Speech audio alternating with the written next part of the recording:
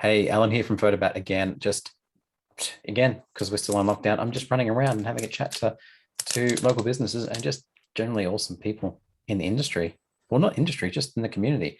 And I thought I'd have a chat to Deb because if you're in Bayside and you're in a Bayside community hub, you got to see Deb because she's doing a lot of awesome things. And even if you're walking through Westfield in like Southland at the moment, she's even on those big screens. What? I don't know if she realizes that the big advertising screens as you're walking through Oh, Southland, she's actually on those. Let's figure out what. And we are having a bit of issues with her video, so there's probably just going to be a still picture, which is probably the picture you see when you walk through Southland on the way to Coles or Woolies to buy your essential items. So anyway, Deb, let's have a chat. Let's tell us who you are. What is it that you do? You're I first kind of bumped into you last year before the pandemic, you kind of thing started, because it was bushfires, and then you kind of got inspired from that. Is that correct? yes. I started Bayside Community Emergency Group just as a Facebook group January the 1st, 2020, to help with the bushfires and to guide people what to donate and how to do it the right way and give goods that are needed and not a lot of goods that will be just put into landfill and get in people's way. And we just took off above and beyond what any of us thought. After the bushfires, we wound down. I drew up a model, went to hand it to Bayside Council, and they said, look, if this comes in with all the various councils around Melbourne, which was my aim originally, they said there's a lot of red tape and a lot of issues.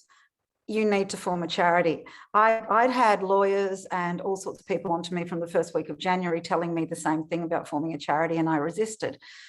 But the minute COVID hit, I just thought, you've got to really. Nobody knew it was coming, and we all did know that it was going to be some time that it was here. And I formed the charity with a little bit of support. And here we are today, hurtling through helping vulnerable elderly, children and adults fleeing domestic violence. We've helped in still ongoing bushfire relief and then flood relief in Sale and Traralgon, and even the Dandenongs with storms, getting them items that were needed, not items that people thought that they would like to give them. Yes, And I remember. I remember that. I remember that sort of issue happening a lot because in I remember, yeah, just East Coast Tasmania. It was probably around about 15 years ago. I was over that way after some bushfires had just gone through, and I went to the sort of centre where the community centre where everything was being donated and delivered, and there was just junk, just not junk. But there was lots and lots and lots of stuff, but it was all the stuff that wasn't really needed. So so now you're kind of like, rather than just raising money, you're raising money and at targeting exactly where it needs to go rather than just we actually, our core mission is not to raise money. We actually have very little money come through. We call to the public because the public wants to participate, they want to help, so we get them to donate specifically requested and needed goods. And what we need some money for is to buy those goods that can't be donated, especially in the case when it comes to our domestic violence packs, because we're doing literally thousands of them, and there's no way that the public could there's no way the public could donate enough goods. And also people don't want to donate non-stop, but they do want to help a cause. So we do all sorts of things like our upcoming online auction, which is a once a year annual auction, and that will hopefully raise us enough money to do several hundred, or not several hundred, but a few hundred packs. Westfield Local Heroes, if we are lucky enough to get that grant, that's another few hundred packs that will fund. So tell me about that. What's the Local Heroes thing? Well, I was nominated by a few people in the community, which was a huge surprise. And basically it's actually a grant, which none of us knew. And 3 of the 6 recipients get $10,000. Wow. And it goes towards their cause. And basically we had to do a grant proposal for it. So every cent of that $10,000, if we get it, goes all totally into the packs for children fleeing domestic violence. And it's pretty non-stop here, as you can hear in the background. Yeah. It doesn't stop. So yeah, basically we need everyone to vote and give us a chance to be, you know, one of the lucky people that gets $10,000. So you're doing all these things. So what is it that you're loving about this whole project? Because this isn't your full-time job, is it?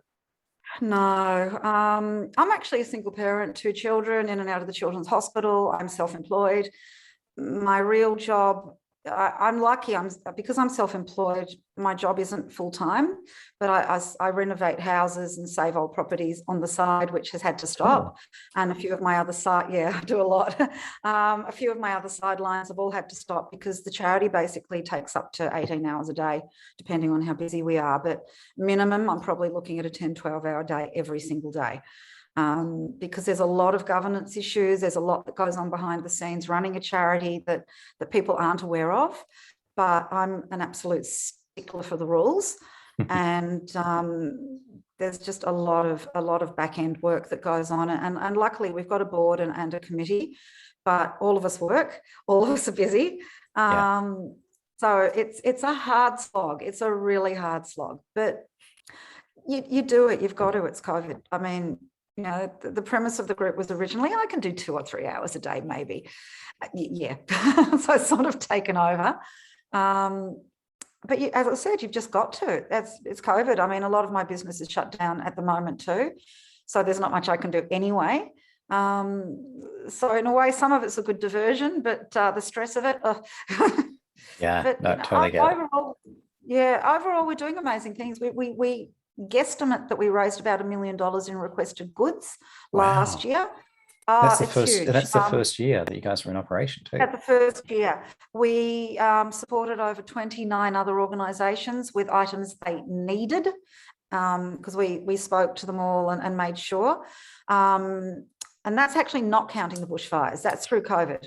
Oh, The cool. 29 organisations. The $1 million is including the bushfires, in fairness. So the community was amazing. This year, we guess that we'll probably do, I don't know, maybe a few 100,000 in donated goods. But the year's only just over halfway, so who knows? But we do a heck of a lot. We do a lot that doesn't make it onto social media because we're not about saying, hey, look at me and look at how good we are. We just do it. You know, you just get on with it. You do it. If someone needs help, you help. And, you know, you move on to the next emergency to say they are pretty much rolling at this stage. There's no respite. So what are some of the things that you don't publicize? What are the things that we don't hear about? Some of it's to do with domestic violence survivors, so we don't publicise that.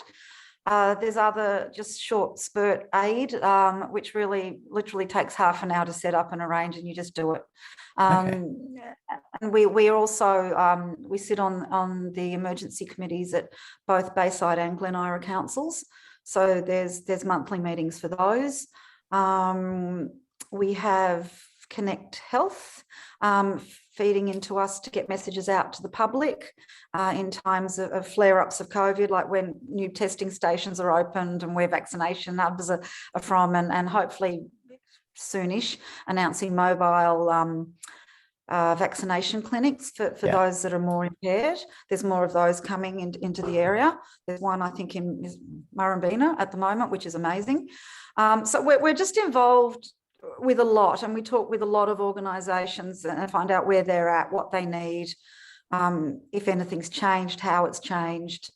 And you know, we're always planning, we're strategising, and it's hard in emergency because basically the emergency has to hit and then you figure out what it is and then you just roll with it. So only a certain amount of planning that you can do.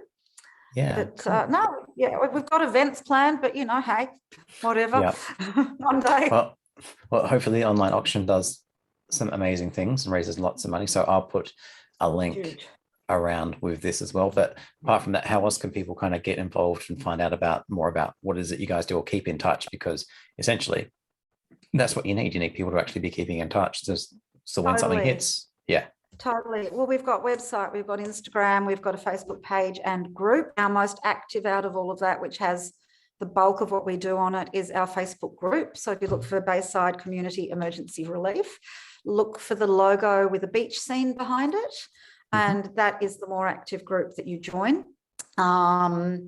And you can join in where you want. If you don't want, you just want to watch, just watch. We have a volunteer database with over 200 people on it. And we have crafting activities, sewing and knitting activities, and they're ongoing because we need several hundred of all various items to go in our packs throughout the year. So those activities are ongoing, and post lockdown we'll do more. But one step at a time, and that's about all we can do at the moment. It's any of us can do, really. Yeah. Well, you're doing so much more than. Yeah, you're going well and truly above and beyond a normal human person. So thank you. And I'll put all the links below about all of this. And yeah, good luck in the grant raising. Hopefully we can get you some more votes through all this. Westfield votes would be just sensational. That would be that. I think that and the auction will get us right through the rest of this year and probably a certain percentage into next year as well. So where we'll have no disasters at all. Nothing. You'll be very, very bored. That's the plan. Excellent. All right. Thanks a lot, Deb. And yeah, thank you again. We'll talk soon. Okay. Thank you. Okay. Bye. Okay.